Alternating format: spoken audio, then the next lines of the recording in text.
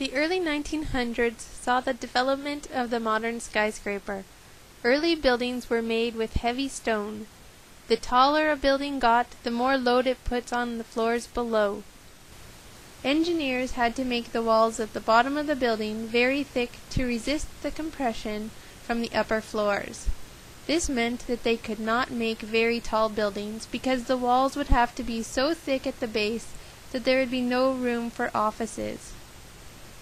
The development of strong steel beams allowed for the construction of modern skyscrapers.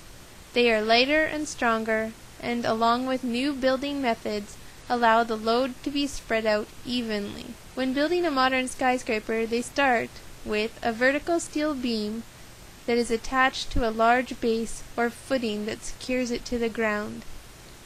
Many of these are made depending on the height and weight of the building. Once these are in place, horizontal beams are used to connect the vertical beams together. This helps tie everything together and prevent the vertical beams from being pushed over.